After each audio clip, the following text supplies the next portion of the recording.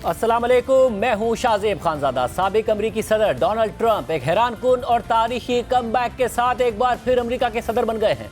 4 अहम swing states में गैर मामूली कामयाबी के बाद 78 साला डोनाल्ड ट्रंप 47वीं अमरीकी सदर मुंतखब हो गए हैं, यानी वो सदारती इंतखाब जीतने वाले मुअम्मर तरीन शख्स हैं और इसके साथ ही वो अमरीकी तारीख के दूसरे ऐसे सदर बन जाएंगे जो सदर होते हुए सदारती इंतखाब हारने के बाद दूसरी मर्तबा कामयाब हुए हैं, जबकि ट्रंप अमरीकी तारीख के पहले सजा याफ्ता सदर भी होंगे। मई में हश मनी ट्रायल में ट्रंप को न्यूयॉर्क की एक अदालत ने मुजरिम करार दिया था और उन्हें बाकायदा सजा होनी थी।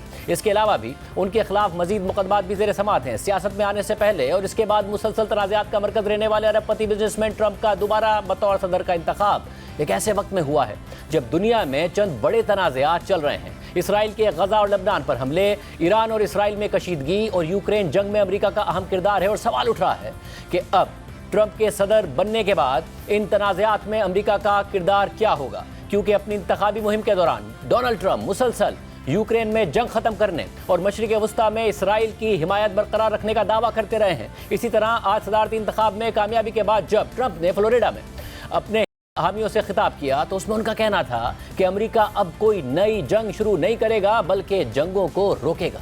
This is a magnificent victory for the American people that will allow us to make America great again. This will forever be remembered as the day the American people regained control of their country. People that voted for us, nobody's ever seen anything like that. They came from all corners, union, non-union, African American, Hispanic American, Asian American, Arab American, Muslim American. We had everybody, and it was beautiful. It was a historic realignment. And one is strong and powerful military, and ideally we don't have to use it. You know, we had no wars. 4 years we had no wars, except we defeated ISIS. We defeated ISIS in record time, but we had no wars. They said, you will start a war. I'm not going to start a war. I'm going to stop wars. We're going to have to seal up those borders, and we're going to have to let people come into our country. We want people to come back in, but we have to let them come back in, but they have to come in legally. They have to come in legally. इसके अलावा चीन, Iran और रूस समेत मुतअद्दिद यूरोपीय ममालिक भी अमरीका में इक़्तिदार की इस तब्दीली को इंतहाई करीब से देख रहे हैं और ट्रंप की खारजा पॉलिसी पर नज़र रखे हुए हैं। पाकिस्तान में भी PTI की उनसे काफ़ी उम्मीदें हैं। इसके अलावा अमरीका में भी उनकी तारिकीन वतन से मुतालिक पॉलिसी और मुआशी इक़दामात पर भी दुनिया की नज़र होगी। इन सारे मामलात की तफसीलात आपके सामने रखेंगे, लेकिन पहले हम बात करते हैं हालिया इंतखाब में उनकी गैर मामूली और हैरान कुन कामयाबी की। इस दफ़ा अमरीका के सदारती इंतखाब को अमरीका की तारीख का सख्त तरीन इंतखाबी मुआरका करार दिया जा रहा था और अक्सर इंतखाबी पोल्स में किसी उम्मीदवार को वाज़ेह बढ़तरी हासिल नहीं थी, मगर 2016 की तरह इस बार भी ट्रंप ने पोल्स के बरक्स कारकर्दगी दिखाकर कामयाबी हासिल की है, कन्विंसिंग कामयाबी हासिल की है। इस वक्त भी कुछ अमरीकी रियासतों के नतीजे आना बाकी हैं, ताहम पेंसिल्वेनिया, जॉर्जिया, शुमाली कैरोलिना और विस्कॉन्सिन जैसी पासा पलट देने वाली रियासतों में कामयाबी के बाद ट्रंप ने सदर बनने के दरकार 270 इलेक्टोरल वोट्स का नंबर पार कर लिया है। इसके अलावा डोनाल्ड ट्रंप की रिपब्लिकन पार्टी को अमरीकी कांग्रेस के ऐवान नुमाइंदगान और सेनेट के इंतखाब में भी डेमोक्रेट्स पर बढ़तरी हासिल है, जिसके बाद अब रिपब्लिकन्स को अमरीकी कांग्रेस के दोनों ऐवानों में अक्सरियत हासिल हो गई है। जबकि इलेक्शन नताइज में यह बात सामने आई है कि काफ़ी अरसे से मौजूदा हुकूमत से नाराज़ कई अफराद समेत लातीनी कम्युनिटी ने हैरानकुन तौर पर ट्रंप के हक में वोट दिया है। रॉयटर्स के मुताबिक एडिसन रिसर्च के एक नेशनल एग्जिट पोल में यह बात सामने आई है कि अमरीकी वोटर्स काफ़ी अरसे से नाखुश हैं। सर्वे में शामिल 3/4 वोटर्स ने कहा कि मुल्क गलत सिमत में जा रहा है। उनमें से 61% अफराद ने हालिया इंतखाब में ट्रंप को वोट दिया है, जबकि जिन वोटर्स ने मौजूदा हुकूमत से मुतालिक गुस्से का इजहार किया था उनमें से 71% ने रिपब्लिकन उम्मीदवार यानी डोनाल्ड ट्रंप की हिमायत की है। इसी तरह सर्वे के मुताबिक एग्जिट पोल में जिन वोटर्स ने कहा कि मईशत उनकी सबसे बड़ी तशवीश है, उनमें से 79% ने ट्रंप को वोट दिया है, जबकि 20% ने कैमला हैरिस को सपोर्ट किया है। जबकि ऐसे वोटर्स जो इस बात पर यकीन रखते हैं कि अबॉर्शन कानूनी होनी चाहिए, उनमें से सिर्फ 51% ने कैमला हैरिस की हिमायत की और हैरानकुन तौर पर 47% ने ट्रंप को वोट दिया है। हालांकि ट्रंप का मौक़िफ़ इसके बरक्स है। ट्रंप का मौक़िफ़ है कि वो वफाकी सतह पर अबॉर्शन पर पाबंदी के मुखालिफ हैं, लेकिन रियासतें इस हवाले से जैसे चाहें कवानीन बना सकती हैं। अगरचे एग्जिट पोल्स के मुताबिक बहुत से वोटर्स 2020 के इंतखाब की तरह डेमोक्रेट या रिपब्लिकन उम्मीदवार की हिमायत कर रहे थे, लेकिन ट्रंप इस बार मर्द वोटर्स और 45 साल से कम उम्र वोटर्स के दरमियान ज़्यादा मजबूत नजर आ रहे हैं। ट्रंप ने खवातीन वोटर्स की हिमायत भी बरकरार रखी है, जो कैमला हैरिस की तमाम तर कोशिशों के बावजूद उनके साथ रहीं। ट्रंप सफ़ेद फार्म खवातीन वोटर्स में 51% के मुकाबले में 47% के फ़र्क से रहे। इसी तरह ट्रंप ने अपनी इंतखाबी मुहिम में सियाह फार्म और लातीनी अफराद को डेमोक्रेटिक पार्टी से मुनहरिफ करने की कोशिशों पर काफ़ी ज़्यादा जोर दिया था, और नताइज में इन कोशिशों का असर पड़ता हुआ नजर आता है। इस इंतखाब में अहम मानी जाने वाली रियासत शुमाली कैरोलिना में एग्जिट पोल्स ने दिखाया कि ट्रंप ने सियाह फार्म वोटर्स में अपनी हिमायत 12% तक बढ़ा ली, जो 2020 में सिर्फ 5% थी, जबकि इस दफ़ा लातीनी मर्द वोटर्स में ट्रंप की हिमायत 4 साल पहले की निस्बत 18% तक बढ़ गई है। ट्रंप रियासत नेवाडा के लातीनी वोटर्स में 11% पॉइंट्स के साथ आगे हैं, और एरिजोना में 4 पॉइंट्स की कमी के बावजूद उन्होंने बेहतर कारकर्दगी दिखाई है। इसी तरह उनकी जीत में सिनफी फ़र्क का भी किरदार है। कैमला हैरिस ने अपनी इंतखाबी मुहिम में एक बड़े सिनफी फ़र्क को अपने फ़ायदे के तौर पर इस्तेमाल करने की कोशिश की, खास तौर पर इस उम्मीद के साथ कि खवातीन वोटर्स अबॉर्शन के हुकूक जैसे मसाइल की वजह से उनकी तरफ राग़िब होंगी। ताहम एग्जिट पोल्स के मुताबिक ट्रंप कम अज़ कम सफ़ेद फार्म खवातीन वोटर्स की हिमायत बरकरार रखने में कामयाब नजर आते हैं, जबकि सियाह फार्म खवातीन ने भारी अक्सरियत के साथ कैमला हैरिस की हिमायत की है। इस इंतखाब की सबसे अहम रियासत पेंसिल्वेनिया में डोनाल्ड ट्रंप को सफ़ेद फार्म खवातीन वोटर्स में 2020 के मुसावी हिमायत हासिल है, और ऐसा ही रियासत जॉर्जिया में हुआ है, जबकि मजमूई तौर पर कैमला हैरिस को खवातीन की हिमायत कम मिली है। उन्हें इस दफ़ा 54% खवातीन ने वोट दिया है, जबकि 2020 में बाइडेन को 57% खवातीन ने वोट दिया था। इसी तरह इस बार डोनाल्ड ट्रंप ने 18 से 44 साल की उम्र के मर्दों में कैमला हैरिस को मामूली फ़र्क से हराया है, जबकि 45 साल और उससे ज़्यादा उम्र के मर्दों में ट्रंप को वाज़े फ़र्क से जीत हासिल हुई है। जबकि इस हवाले से CNN की रिपोर्ट के मुताबिक 2016, 2020 और 2024 के इंतखाबात से मुताल्लिक एग्जिट पोल्स जाहिर करते हैं कि किस तरह एक ख़राब मईशत नायब सदर कैमला हैरिस के लिए एक बोझ बन गई, और किस तरह वो खवातीन वोटर्स में अपनी मकबूलियत बढ़ाने में नाकाम रहीं। हालांकि इस बार अमेरिका में अबॉर्शन के हुकूक को ज़्यादा मकबूलियत हासिल थी, जो कैमला हैरिस के मौक़िफ़ के मुताबिक था। इसके अलावा इस बार लातीनी मर्दों का झुकाव ट्रंप की तरफ ज़्यादा रहा है। इस साल कैमला हैरिस की खवातीन के दरमियान हिमायत ना तो सदर जो बाइडेन से ज़्यादा थी, और ना ही साबिक वज़ीर ख़ारजा हिलरी क्लिंटन से ज़्यादा थी, जो डेमोक्रेट्स के लिए तशवीशनाक है, ख़ास तौर पर इसलिए कि उन्होंने अबॉर्शन के मामले पर खवातीन वोटर्स को मुतहर्रिक करने की कोशिश की थी। दूसरी तरफ ट्रंप ने मर्दों के दरमियान अपनी बढ़तरी बरकरार रखी। लातीनी वोटर्स, खास तौर पर लातीनी मर्दों ने 2016 से ट्रंप की तरफ झुकाव दिखाया है। इस साल लातीनी मर्दों ने पहली बार ट्रंप के हक में वोट डाले हैं। बाइडेन ने 2020 में उनकी हिमायत 23 पॉइंट्स के फर्क से हासिल की थी, लेकिन 2024 में ट्रंप ने 10 पॉइंट से उनकी हिमायत जीत ली है, जबकि लातीनी खवातीन ने अब भी कैमला हैरिस की हिमायत की है, मगर मार्जिन पहले की निस्बत बहुत कम है। माजी में बाइडेन ने लातीनी खवातीन में 39 पॉइंट्स और हिलरी क्लिंटन ने 44 पॉइंट से बढ़तरी हासिल की थी। ताहम इस दफ़ा कैमला हैरिस सिर्फ 24 पॉइंट से ही बढ़तरी हासिल कर सकी हैं। डोनाल्ड ट्रंप की कामयाबी को हैरान कुन करार दिया जा रहा है, मगर उन्होंने जारहाना इंतखाबी मुहिम चलाई, और इस दौरान उन्होंने फेक न्यूज़ और गलत बयानी का सहारा लिया। पहले सदारती मुबाहिसे में जो बाइडेन की कारकर्दगी तनकीद की जद में आई, और वो अपनी नामजदगी से पीछे हट गए, जिसके बाद नायब सदर कैमला हैरिस ट्रंप के सामने आई, और सदारती मुबाहिसे में उनकी कारकर्दगी ट्रंप से बहुत बेहतर रही, जबकि ट्रंप गलत बयानी का सहारा लेते नजर आए। मुबाहिसे में एक मौके पर जब ट्रंप ने तारिकीन वतन पर तनकीद करते हुए कहा कि स्प्रिंगफील्ड में तारिकीन वतन पालतू कुत्ते और बिल्लियों को खा रहे हैं, जिसके जवाब में मुबाहिसे के मेजबान ने उन्हें कहा कि आप गलत कह रहे हैं। What they have done to our country by allowing these millions and millions of people to come into our country, and look at what's happening to the towns all over the United States. In Springfield, they're eating the dogs, the people that came in, they're eating the cats, they're eating the pets of the people that live there. And this is what's happening in our country, and it's a shame. I just want to clarify here. You bring up Springfield, Ohio, and ABC News did reach out to the city manager there. He told us there have been no credible reports of specific claims of pets being harmed, injured, or abused by individuals within the immigrant community. Well, I've seen people on television. Let me just say here, this is the people on television say my dog was taken and used for food. So maybe he said that, and maybe that's a good thing to say for a city manager. I'm not taking this from television. But the people on television saying their dog was eaten by the people that went there. again, the Springfield city manager says there's no evidence of that. Trump اب اگلے 4 سال کے لیے امریکہ کے صدر منتخب ہو گئے ہیں اور آئندہ سال جنوری میں وہ اپنے عہدے کا باقاعدہ طور پر چارج سنبھالیں گے. اہم امریکی اخبارات نے ٹرمپ کی کامیابی پر دلچسپ ہیڈ لائنز لگائی ہیں. نیو یارک ٹائمز نے لکھا ہے کہ Trump storms back. Washington post نے لکھا کہ ٹرمپ ٹرائمفز. USA ٹوڈے نے لکھا کہ ٹرمپ ریکلیمز وائٹ ہاؤس, جبکہ نیو یارک پوسٹ نے لکھا کہ don't deal.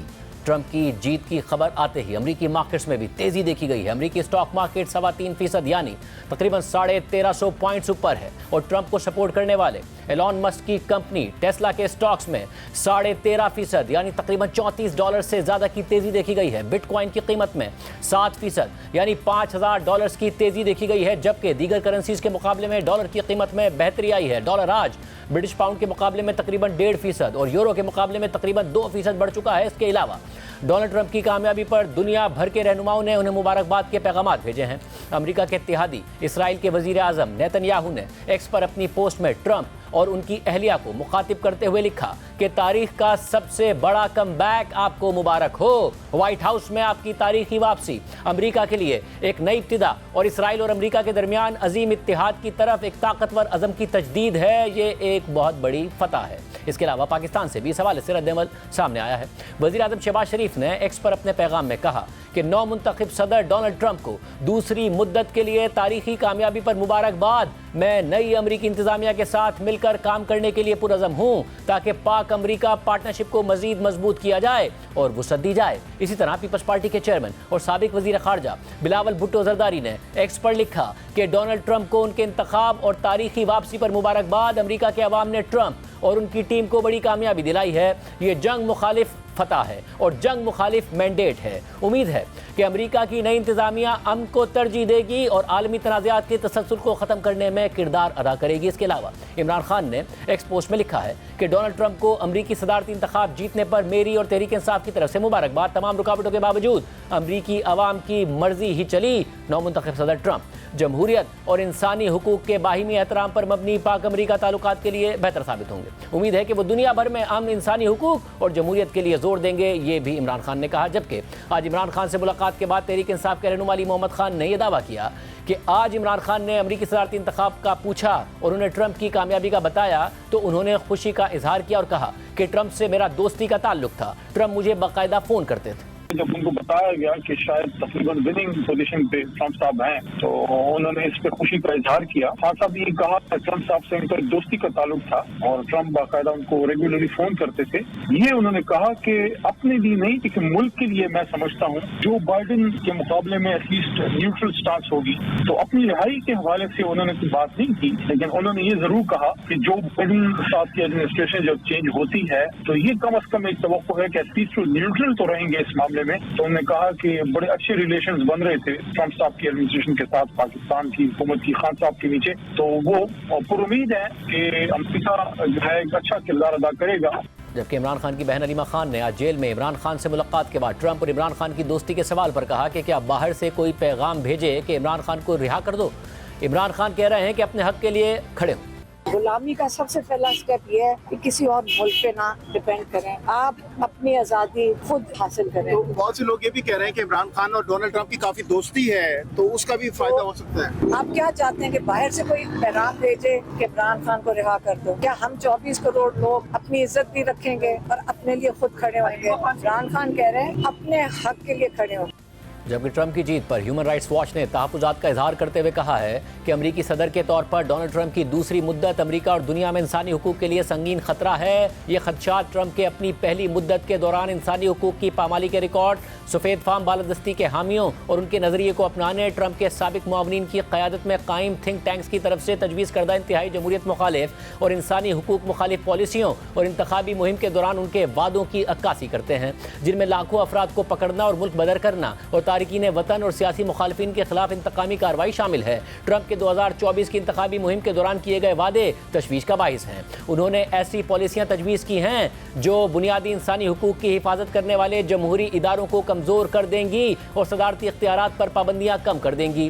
Human rights watch کے مطابق ایگزیکٹو آفس کو غلط استعمال کرنے کا خطرہ امریکی سپریم کورٹ کے ایک حالیہ فیصلے کی وجہ سے اور بھی زیادہ بڑھ گیا ہے, جو صدر کے عہدے پر رہتے ہوئے کی جانے والی سرکاری کارروائیوں کے لیے فوجداری مقدمے से वसी इस्तिस्ना देता है। प्रोजेक्ट 2025 एक गवर्निंग प्लान है जो ट्रंप के साबिक मुशीरों और सियासी इत्तेहादियों ने लिखा है और बहुत सी बदसलूकी और नस्ली इम्तियाज़ पर मबनी पॉलिसियों की तफसीलात बयान करता है जिन्हें नई इंतज़ामिया अपना सकती है। अगरचे ट्रंप ने प्रोजेक्ट 2025 से ताल्लुक़ की तरदीद की है, लेकिन उनके बहुत से बयानात में इसकी बाज़ गश्त सुनाई देती है। ट्रंप ने तारिकीन वतन को अपनी इंतखाबी मुहिम का मरकज़ी सुतून बनाया और उन शिद्दत पसंदाना पॉलिसियों पर जोर दिया है जिनमें तारिकीन वतन की बड़े पैमाने पर हिरासत और लाखों लोगों की बड़े पैमाने पर मुल्क बदरी शामिल है। इस तरह के प्रोग्राम में हमेशा नस्ली प्रोफाइलिंग शामिल होगी और बड़े पैमाने पर पकड़ दकड़ के दौरान कानून नाफिज करने वाले इदारों की तरफ से ज़्यादतियों में इजाफा होगा। ट्रंप की दूसरी मुद्दत के दौरान इसकाते हमल के हुकूक को ज़्यादा खतरा लाहक होगा। ट्रंप ने अपने सियासी मुखालिफिन के खिलाफ कार्रवाई करने का अज़म किया है।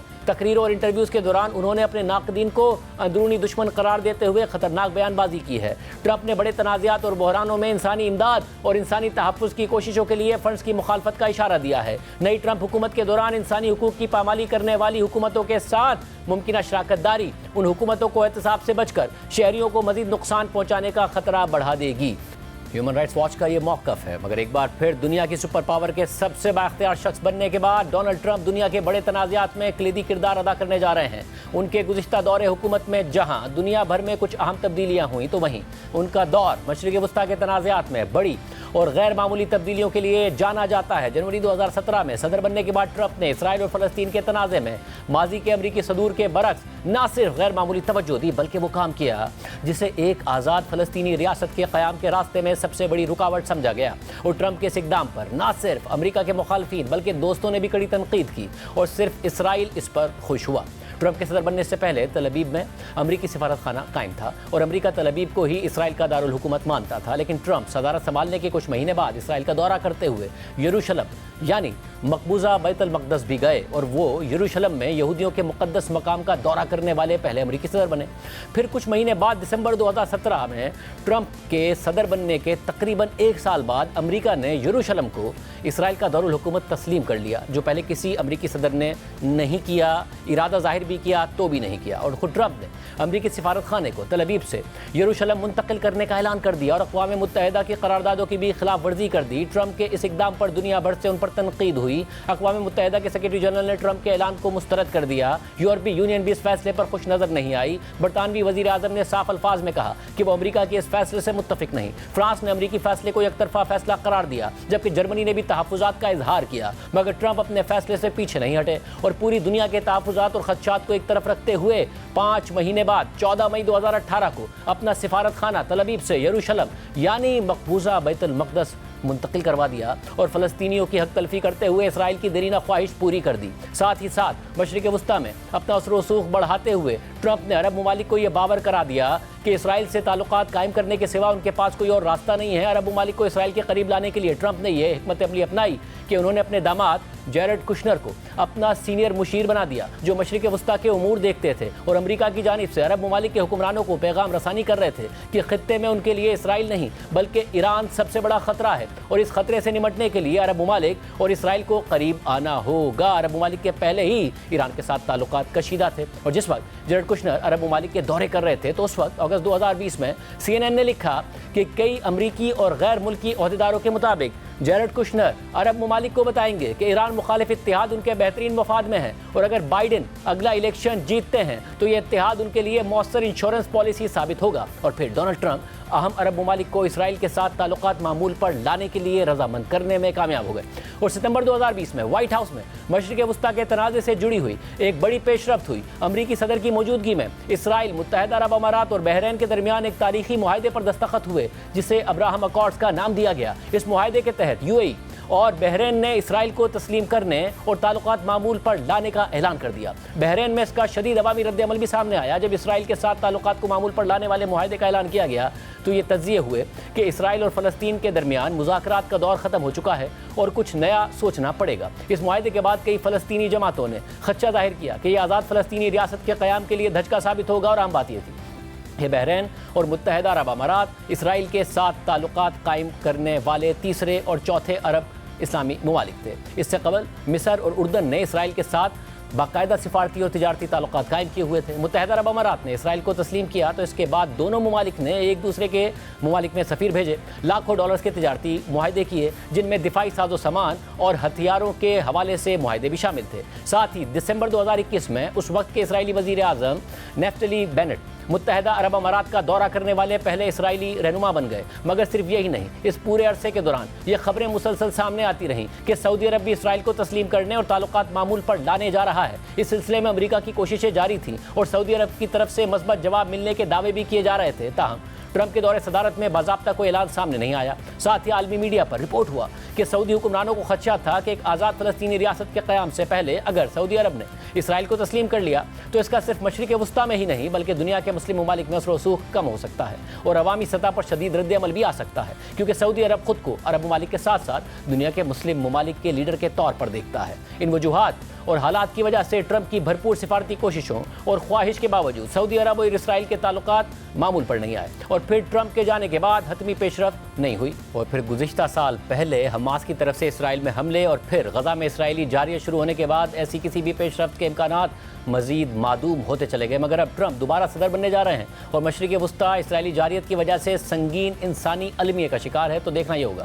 کہ وہ اس حوالے سے اپنے سابقہ پالیسی کو آگے کیسے بڑھاتے ہیں اور سعودی عرب کو اسرائیل کے ساتھ مل کر ایران مخالف بلاک بنانے کے لیے کیسے قائل کرتے ہیں، کیونکہ دوسری طرف سعودی عرب اب یہ پوزیشن واضح کر رہا ہے کہ اسرائیل کے ساتھ تعلقات کے لیے فلسطینی ریاست کا قیام بنیادی شرط ہے۔ ساتھ ہی گزشتہ سال کے آغاز میں چین کی ثالثی میں ہونے والے مذاکرات کے بعد ایران اور سعودی عرب کے تعلقات بھی معمول پر آ گئے ہیں اور کشیدگی میں بہت زیادہ کمی آ چکی ہے۔ اس کے ساتھ ساتھ ٹرمپ جب صدر بنے تھے تو انہوں نے ایران سے متعلق امریکی پالیسی میں بھی بڑی تبدیلیاں کر دی تھیں اور یکطرفہ طور پر ایران کے ساتھ جوہری معاہدے کو ختم کر دیا تھا۔ ایران کے جوہری پروگرام کو روکنے اور جوہری ہتھیار بنانے کے خدشے کے پیش نظر اقوام متحدہ کی سلامتی کونسل کے 5 مستقل ارکان امریکہ، روس، چین، برطانیہ اور فرانس اور ساتھ ہی ایک اور یورپی ملک جرمنی نے ایران کے ساتھ طویل مذاکرات کے بعد جنوری 2016 میں اوباما انتظامیہ کے دوران ایک اہم معاہدہ کیا تھا۔ BBC کے مطابق معاہدے کے تحت ایران نے اپنی یورینیم افزودگی اور ذخیرہ اندوزی پر پابندیاں قبول کرنے، متعدد جوہری تنصیبات کو بند کرنے یا ان میں ترمیم کرنے اور بین الاقوامی جوہری معائنہ کاروں کو تنصیبات کے دوروں کی اجازت دینے پر اتفاق کیا تھا۔ اس کے بدلے میں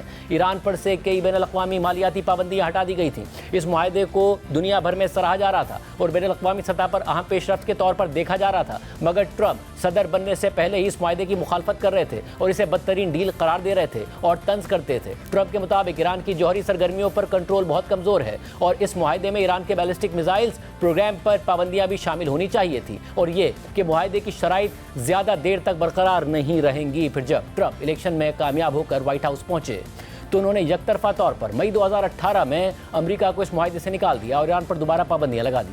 ساتھ ہی ساتھ جنوری 2020 میں ایران کے پاسداران انقلاب کی القدس فورس کے سربراہ جنرل قاسم سلیمانی کو امریکہ نے عراق میں ڈرون حملہ کر کے مار دیا تھا، جس کے بعد امریکہ اور ایران کے حالات کشیدہ ہو گئے تھے۔ ایران نے عراق میں امریکی فوجی اڈے پر فضائی حملہ بھی کیا تھا، مگر اس میں کوئی بڑا نقصان نہیں ہوا تھا۔ گزشتہ سال نومبر میں اپنی ایک انتخابی ریلی سے خطاب کرتے ہوئے ٹرمپ نے عمران خان کے ساتھ قاسم سلیمانی کے قتل پر ہونے والی گفتگو کا تذکرہ کرتے ہوئے بتایا کہ عمران خان نے قاسم سلیمانی کے قتل کو اپنی زندگی کا سب سے بڑا لمحہ قرار دیا۔ امریکہ یہ الزام بھی لگاتا ہے کہ قاسم سلیمانی کے قتل کے بدلے میں ایران ٹرمپ کو قتل کرنا چاہتا ہے۔ یہ واقعہ ٹرمپ کے پہلے دور صدارت میں عالمی اہمیت کے حامل چند بڑے اور متنازع اقدامات تھے۔ ساتھ ہی ٹرمپ جب نومبر 2020 میں الیکشن ہار گئے اور وائٹ ہاؤس سے انہیں نکلنا پڑا تو اس کے بعد بھی تنازعات ان کا پیچھا کرتے رہے اور ان میں سے زیادہ تر ذاتی نوعیت کے تھے۔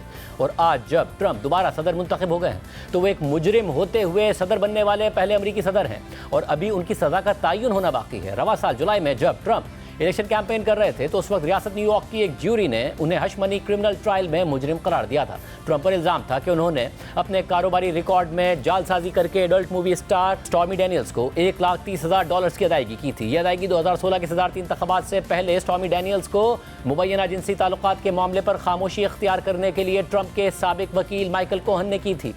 ہش منی یعنی اس نوعیت کی ادائیگیاں امریکہ میں غیر قانونی نہیں ہیں، لیکن ڈونلڈ ٹرمپ پر مقدمہ ان پیسوں کی ادائیگی کے طریقے پر بنا تھا جس کے مطابق ٹرمپ نے اپنے کاروباری ریکارڈ میں یہ ادائیگی لیگل فیس کے طور پر درج کی تھی، یعنی غلط بیانی کی تھی۔ اور اس کیس میں اہم بات یہ بھی تھی کہ ٹرائل کے دوران ٹرمپ کے سابق اٹرنی مائیکل کوہن اور ٹرمپ کے دوست ڈیوڈ پیکر نے ٹرمپ کے خلاف گواہی دی تھی۔ اس وقت میڈیا سے گفتگو کے دوران ٹرمپ نے مقدمے کو دھاندلی قرار دے دیا تھا، جج پر الزام لگا دیا تھا کہ میں معصوم ہوں، معاملہ بھی ختم نہیں ہوا، یہ بھی کہا تھا۔ اصل فیصلہ 5 نومبر کو عوام سنائی گی یہ بھی کہا تھا اور وہ جیت گئے۔ ٹرمپ اس مقدمے کے دوران ضمانت پر رہا ہو گئے تھے اور مجرم ہونے کے باوجود امریکی قانون کے مطابق ان پر الیکشن لڑنے کے لیے بھی پابندی نہیں تھی اور آج وہ صدر منتخب ہو گئے۔ CNN کے مطابق ٹرمپ کے خلاف اس مقدمے میں سزا کا تعین کرنے کے لیے 26 نومبر کی تاریخ مقرر ہے اور یہ امریکی تاریخ میں غیر معمولی دن ہو سکتا ہے۔ جج یوان مرچنٹ نے الیکشن کی وجہ سے ٹرمپ کی درخواست پر سزا سنانے کی تاریخ نومبر کے آخر تک مؤخر کر دی تھی اور پروسیکیوٹرز نے بھی اس کی مخالفت نہیں کی تھی۔ CNN کے مطابق جج کا کہنا ہے کہ وہ الیکشن کے ایک ہفتے بعد 12 نومبر کو صدارتی استثنا کے بارے میں امریکی سپریم کورٹ کے فیصلے کی روشنی میں ٹرمپ کی اپنی سزا ختم کرنے کی درخواست پر فیصلہ کریں گے۔ CNN کے مطابق اگر جج ٹرمپ کی درخواست کو منظور کرتے ہیں تو ان کے خلاف چارجز ختم ہو جائیں گے اور انہیں سزا نہیں ہوگی، لیکن اگر ٹرمپ کو استثنا نہیں ملتا تو ممکنہ طور پر ان کے وکلاء جج سے کہیں گے کہ وہ سزا کو مؤخر کر دیں تاکہ وہ اپیل کر سکیں، لیکن اگر جج اس درخواست کو منظور نہیں کرتے تو ٹرمپ کے وکلاء منصوبہ بندی کر رہے ہیں کہ استثنا کے فیصلے کو اسٹیٹ ایپلیٹ کورٹس میں چیلنج کیا جائے اور ساتھ ہی امریکی سپریم کورٹ سے رجوع کیا جائے تاکہ عدالتوں سے یہ کہا جائے کہ اپیلوں پر فیصلہ ہونے تک ٹرمپ کی سزا کو مؤخر کر دیا جائے اور اس میں مہینوں لگ سکتے ہیں۔ اس کے ساتھ ساتھ ٹرمپ کوشش کر رہے ہیں کہ ہش منی کیس کو اسٹیٹ کورٹ سے فیڈرل کورٹ منتقل کروائیں جہاں انہیں لگتا ہے کہ ان کے پاس اپیل میں بہتر موقع ہوگا۔ ہش منی کیس کے علاوہ ٹرمپ کو 2020 کے الیکشن کے بعد 6 جنوری 2021 کو کیپٹل ہل میں ہونے والے فسادات سے متعلق 8 سول کیسز کا سامنا ہے۔ ساتھ ہی ٹرمپ کو 2020 کے الیکشن کے نتائج تبدیل کرنے کی سازش کے مقدمات کا بھی سامنا ہے۔ اس کے علاوہ صدارت ختم ہونے کے بعد خفیہ سرکاری دستاویزات اپنے ساتھ لے جانے کے الزام میں بھی ٹرمپ کو مقدمے کا سامنا ہے، مگر ان سارے الزامات اور ٹرائلز کے باوجود ڈونلڈ ٹرمپ کو امریکی عوام نے ایک دفعہ پھر اپنا صدر منتخب کر لیا ہے۔ 2016 میں بھی ٹرمپ نے پولز کو غلط ثابت کیا اور اس بار بھی کچھ ایسا ہی ہوا ہے۔ اور آج عمران خان نے ملاقات میں اس حوالے سے کیا کہا ہے، علی محمد خان سے پوچھیں گے ایک بریک کے بعد۔ خوش آمدید ناظرین، ہمارے ساتھ تحریک انصاف کے رہنما علی محمد خان صاحب موجود ہیں جنہوں نے آج اڈیالہ میں عمران خان صاحب سے ملاقات کی۔ علی محمد خان صاحب بہت شکریہ ہمیں شو میں جوائن کرنے کے لیے۔ آپ ملے اور آپ نے بتایا کہ عمران خان صاحب نے جو باتیں کی اس میں انہوں نے کہا کہ میرا خوشی کا اظہار کیا ٹرمپ کے جیتنے پر، دوستی کا تعلق تھا۔ انہوں نے کہا کہ ٹرمپ باقاعدہ نے ریگولر کالز کرتے تھے، فون پہ بات ہوتی تھی۔ انہوں نے کہا کہ اپنے لیے نہیں ملک کے لیے میں سمجھتا ہوں کہ جو بائیڈن کے مقابلے میں کم از کم نیوٹرل موقف ہوگا۔ کیا یہ باتیں کی اور کیا باتیں کی ناظرین کے سامنے رکھیے گا؟ بہت شکریہ شاہزیب صاحب۔ بسم اللہ الرحمن الرحیم، اللہم صلی علی محمد و علی آلہ وصحبہ وسلم۔ ایک بات میں نے آج محسوس کی، بڑے دنوں بعد خان صاحب سے میری ملاقات ہوئی، 2 مہینے بعد مجھے اجازت ملی ہے، حالانکہ چیف جسٹس اسلام آباد ہائی کورٹ کا آرڈر ہے میرے پاس۔ صحت ان کی ٹھیک ہے، لیکن انہوں نے خود یہ بات کی کہ 5 دن ان کو کمرے میں رکھا گیا اور اندھیرا ہوتا تھا زیادہ ٹائم، 10-12 گھنٹے کی بات انہوں نے کی، 10-12 گھنٹے ان کو اندھیرے میں رہنا پڑتا تھا، ایکسرسائز کے ایشوز تھے۔ اس پہ کبھی آپ سے تفصیل سے میں بات کروں گا، آج موقع نہیں ہے، آج اسی بات پہ رہتے ہیں۔ ٹرمپ صاحب کے حوالے سے انہوں نے 2-3 بار پوچھا، آج 6-7 گھنٹے ساتھ تھا میں، اور ٹرائل کافی آج لمبا تھا، کیس چل رہا تھا، تو جب ان کو بتایا گیا تو انہیں خوشی کا بھی اظہار کیا۔ جو میں نے ایک چیز محسوس کی کہ اپنی رہائی کے حوالے سے انہوں نے ایک بات نہیں کی، نہ میڈیا کے سامنے نہ ہمارے اس میں، بلکہ انہوں نے یہ کہا کہ جب میں وزیر اعظم تھا تو ٹرمپ صاحب کا میرے سے رابطہ رہتا تھا، ایک اچھا دوستانہ تعلق تھا۔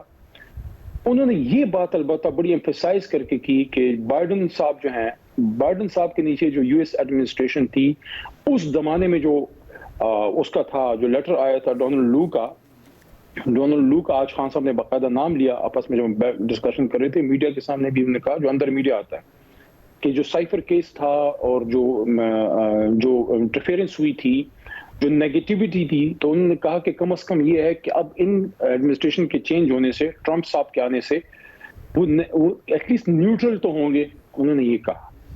اور مبارکباد بھی انہیں خوشی کا اظہار اس طرح سے کیا کہ پاکستان کے لیے بہتر ہوگا دونوں ملکوں کے بیچ میں اگر پازیٹیوٹی بڑھتی ہے، کیونکہ ہمارے دور میں خان صاحب جب وزیر اعظم تھے، خان صاحب نے وزٹ بھی کیا تھا، آپ کو یاد ہوگا، تو دونوں کے بیچ میں، جو ملکوں کے بیچ میں اسٹوڈنٹس آتے جاتے ہیں، بزنس کا ہمارا بہت بڑی مارکیٹ ہے US، ساتھ میں ہمارا اوورسیز چیپٹر بہت بڑا ہے، ادھر پاکستانی اوورسیز بہت ہیں، پھر ہمارا اسٹریٹجک ریلیشن شپ ہے ان کے ساتھ 70-75 سال سے چل رہا ہے، اس میں بھی ڈیولپمنٹ ہونے کے بہت امکانات ہیں اگر دونوں طرف لیڈرشپ میں اچھا ایک کیمسٹری ہو، پازیٹیوٹی ہو، تو میرے خیال میں ایک اچھی ڈیولپمنٹ ہے۔ کیا آپ کو کیا کہیں نہ کہیں انہیں یہ تھا، کیونکہ ظاہر ہے تحریک انصاف پر سختیاں ہیں، تحریک انصاف امریکہ میں بھی بھرپور اس حوالے سے کیمپین بھی کی ہے، آپ کے جو مختلف رہنما ہیں وہاں پر بھی کیمپین کر رہے ہیں، آج خوش بھی ہیں، تو کیا عمران خان صاحب کو یہ تھا کہ کچھ نہ کچھ بدلے گا پاکستان میں، جو تحریک انصاف کے حد تک سختیوں کا معاملہ ہے اس میں؟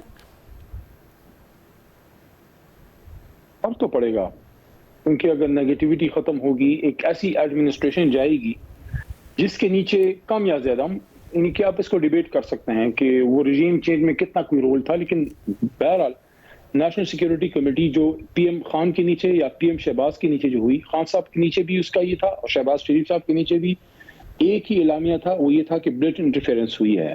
تو ایک رجیم جس نے انٹرفیئرنس کی ہے، جو ایک سٹنگ پی ایم کے خلاف تھے یا ان کے ساتھ اس طرح کے ریلیشن نہیں تھے، اگر وہ چلے جاتے ہیں اور کچھ پازیٹیو لوگ آتے ہیں جن کے ساتھ ایک اچھی ریلیشن شپ رہی ہے، تو میں سمجھتا ہوں یہ ایک اچھی ڈیولپمنٹ ہے. باقی جہاں تک خان صاحب کی ریلیز ہے، ان کی رہائی ہے، اس کے لیے ہم اپنا عدالتوں میں ہیں، پارلیمنٹ میں ہیں، اب احتجاج کی فیز میں بھی جا رہے ہیں، تو انشاءاللہ ملک کے اندر ہماری جدوجہد ہے. لیکن بہرحال اس سے انکار نہیں ہے کہ ایک پازیٹیوٹی کا فیکٹر ہے ٹرمپ صاحب کے آنے میں، اور اس میں اوورسیز چیپٹر میں جو ایک کمپیننگ کی ہے خان صاحب کی رہائی کے لیے، اگر اس کی میں تعریف نہ کروں زیادتی ہوگی.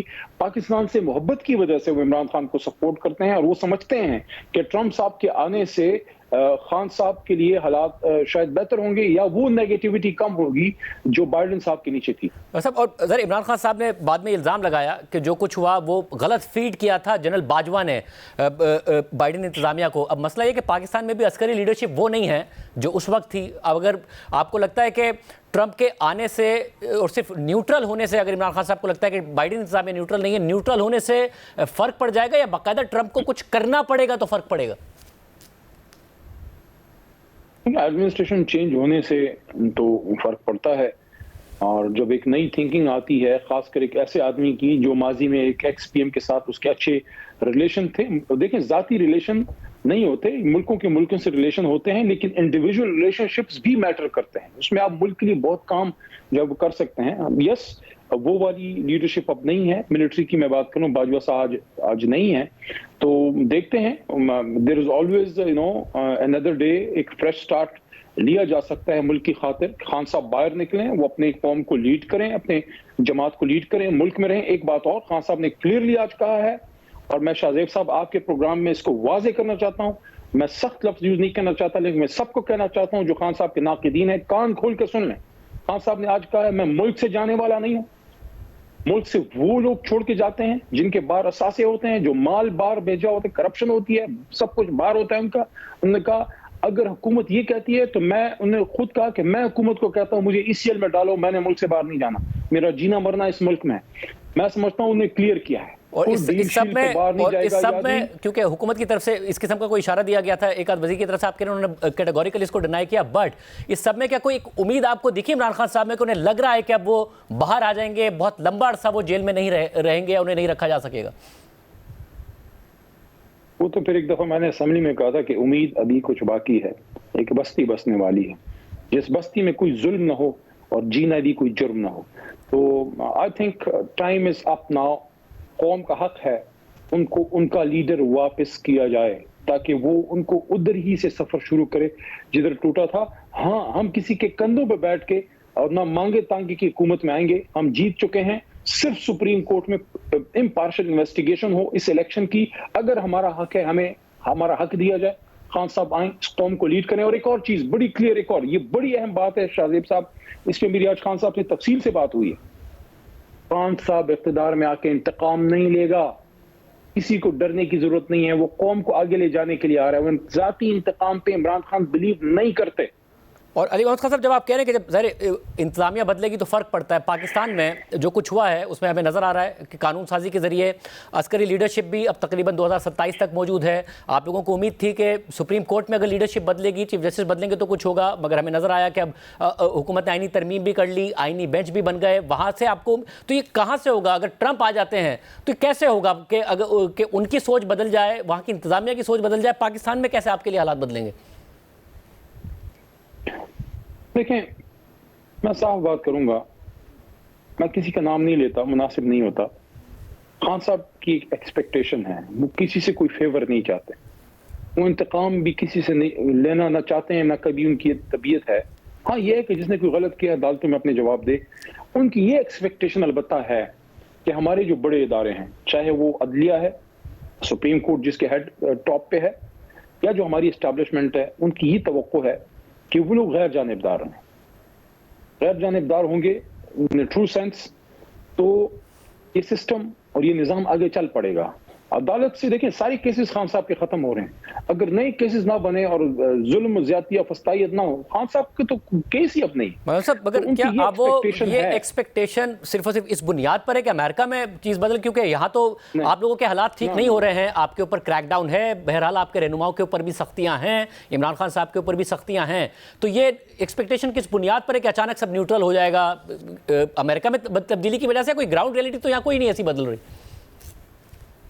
نہیں, یہ اس تناظر میں خان صاحب نے آج بات نہیں کی تھی. میں زیادہ اس کو کھل کے نہیں کہنا چاہتا, بس خان صاحب نے یہ بات کی کیونکہ توقع یہ ہے کہ اسٹیبلشمنٹ اگر صحیح معنوں میں وہ غیر جانبدار ہو تو معاملات ملک کے آگے بڑھ سکتے ہیں. انہوں نے بارہا عمران خان صاحب نے یہ بات کی ہے کہ ملک بھی میرا ہے, فوج بھی میری ہے, اور انہوں نے بارہا یہ بھی کہا ہے کہ پاکستان کے لیے طاقتور مضبوط فوج کی ضرورت ہے, وہ وزیر اعظم رہیں, اس بات کی حساسیت کو سمجھتے ہیں. اس لیے وقت آ گیا ہے کہ جو نیگیٹیوٹی رہی ہے, جو خان صاحب کو جس فسطائیت کا سامنا رہا ہے, ہماری جماعت کو جو ظلم زیادتی کا سامنا رہا ہے, وہ سلسلے بند ہوں. عمران خان اس قوم کا لیڈر ہے, وہ باہر آئے, وہ نہ انتقام لے گا, وہ ملک کو آگے لے کے جائے گا. کسی نے زیادتی کی ہے تو عمران خان اس سے انصاف نہیں کرے گا, عدالت سے ہوگا.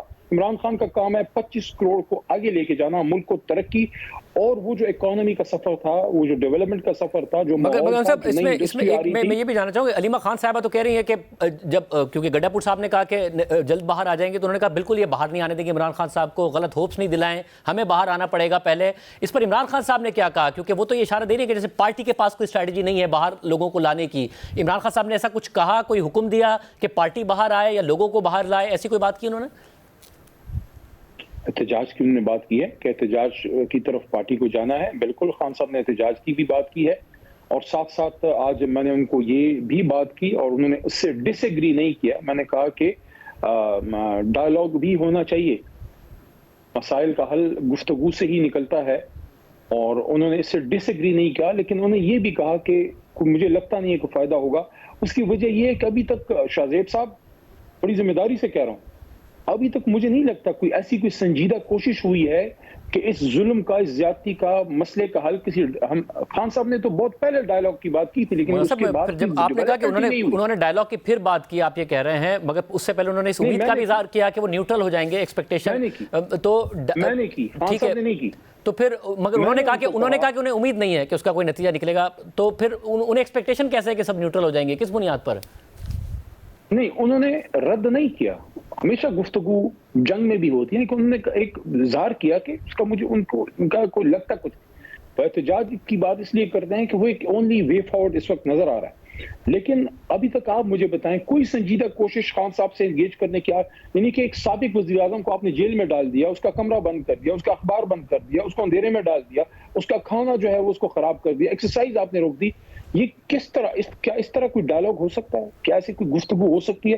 ایک سابق وزیر اعظم ہے. اچھا ایک چیز اور شاہ زیب پلیز forget about کہ وہ he is the ex prime minister, forget that he is the chairman of Pakistan Tehreek Insaf. He is the national living hero of this country. National hero ہے اس ملک کا. یہ ہم رویہ رکھتے ہیں نیشنل ہیروز کے ساتھ. وہ تو بچوں کا ہیرو رہا ہے, 2-3 جنریشنز کا ہیرو ہے, اس کا احسان ہے اس قوم پہ. علی صاحب, اور ظاہر ہے یہ آپ کی بات سے ظاہر ہے سے عدم اختلاف تو نہیں کیا جا سکتا. یہ صحیح بات ہے کہ ان کو صحیح طریقے سے رکھا جانا چاہیے, جو ان کا بنتا ہے وہ قانون کے مطابق, رولز کے مطابق وہ فیسلٹیز بھی انہیں دی جانی چاہیے. مگر سوال یہ ہے کہ جب یہ کچھ ہو رہا ہے تو یہ امید کیسے ہے کہ آگے سے نیوٹرلٹی ہوگی یا آگے سے ایسا پریشر کم ہو جائے گا کہ بات آگے بڑھے گی؟ دیکھیں, امید اس طریقے سے ہے کہ آج میں نے اڈیالہ کے باہر بھی یہ بات کی ہے, اور میں بڑی درد سے یہ بات کر رہا ہوں. 27 جولائی کو میں جیل سے نکلا پشاور ہائی کورٹ کے حکم پہ 7 بار کی گرفتاری کے بعد. پہلی بات جو میں نے مردان جیل سے نکلنے کے بعد کی تھی وہ یہ تھی, اور وہ خان صاحب نے مجھے کہا تھا, وہ ابھی گرفتار نہیں, ان کا تم نے ٹھیک بات کی. میں کہا تھا پاکستان کو سیاسی انتقام کی نہیں, پاکستان کو سیاسی استحکام کی ضرورت ہے. تو یہ جو میری ایکسپیکٹیشن ہے وہ یہ ہے, دیکھیں میں نے 2 ڈکٹیٹرشپس دیکھی ہوئی ہیں. ایوب صاحب کی میرے پیدائش سے پہلے کی ہے, ضیاء صاحب کی دیکھی, مشرف صاحب کی. لیکن میں ذمہ داری سے کہہ رہا ہوں کہ اس وقت جو اداروں کے بیچ میں اور عوام کے بیچ میں ایک گیپ ہے, پہلے کبھی نہیں تھا. اور یہ گیپ ایک آدمی ختم کر سکتا ہے, ایک بیان سے, کہ عمران خان باہر نکلے اور وہ ایک سٹیٹمنٹ دے گا, سارے گلے شکوے جو ہے وہ دور ہوں گے. لیکن وہ تب ہوگا جب عمران خان باہر نکلے گا. اور یہ میں سمجھتا ہوں کہ سب ذمہ دار لوگوں کو اس کا احساس ہوگا کہ ایک ملک کی ترقی کے لیے ضروری ہے کہ حکومت، ادارے، عوام ایک پیج پہ ہوں. کہ بیچ میں فاصلے ہوں گے، غلط فہمیاں پیدا ہوں گی. اور آپ یہ دیکھ رہے ہیں جو اس وقت ٹرائبل بیلٹ میں ہو رہا ہے، جو بلوچستان میں ہو رہا ہے، یہ ساری چیزیں ٹھیک ہونے لگی ہیں، ٹھیک ہونی چاہیے. وہ کیسے ٹھیک ہوگی؟ وہ ایک پاپولر لیڈر پر آ کے کرے گا. وہ ایک فارم 47 والا تھوڑی کر سکتا ہے، وہ تو لیڈر ہی نہیں ہے. بہت شکریہ علی محمد خان صاحب کی گفتگو آپ نے سنی. آج عمران خان صاحب سے ان کی ملاقات ہوئی تھی. آج کے پروگرام میں اتنا ہی. اللہ حافظ.